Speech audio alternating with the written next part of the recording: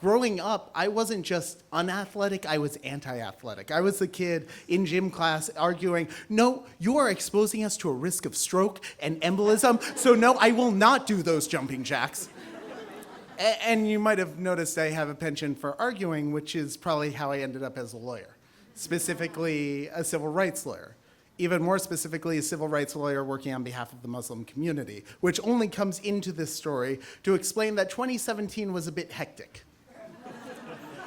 And in the aftermath of the Muslim ban and the hate crime surge, as I was pulling all-nighter after all-nighter, the work started to take a toll on my health. And suddenly the lifestyle issues I had been putting off became a real concern. And an increasingly somber set of meetings with increasingly sober specialists told me that I had to drastically change my life immediately.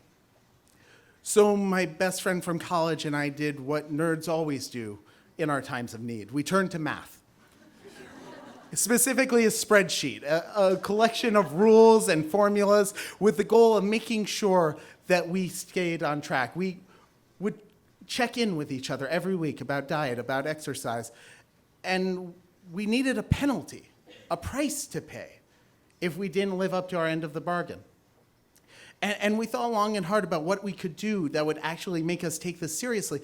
And so one afternoon, I finally gave in and I wrote a check that he would keep in safety, a check to the NRA for $10,000. And every morning when I wanted to hit the snooze button, every morning when I wanted to sleep in, I would picture Wayne LaPierre, the NRA spokesperson, at the foot of my bed, a Cheshire cat grin, a gleam in his eyes, just holding up the check and mouthing the words, "Thank you." And that was enough to get me going. And at first, I was just going out to walk for a little bit, and then the walking turned into schlepping, and then schlepping turned into running.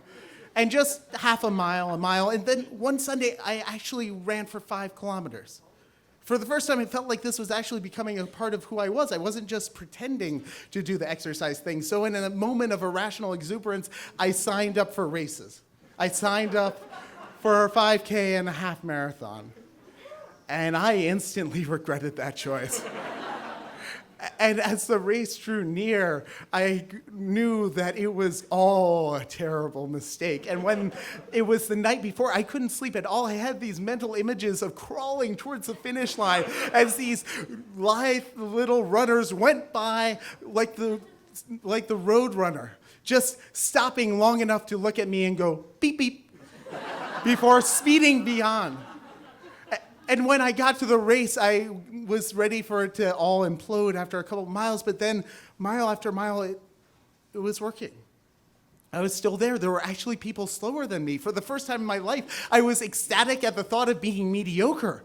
Like, I was there in the middle of the pack, well, slightly behind the middle. But as we got to mile 11 and I saw the hundreds of people that had gathered at the last big hill, I took out my headphones and I heard the chants and the cheers and saw the nerdy signs, and it would have seemed so corny just a couple days before. And now it seemed like one of the most generous things I'd ever seen.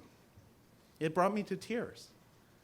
And when I finally got to the end, I mouthed the silent thank you, the first and the last that I'll ever say to Wayne LaPierre.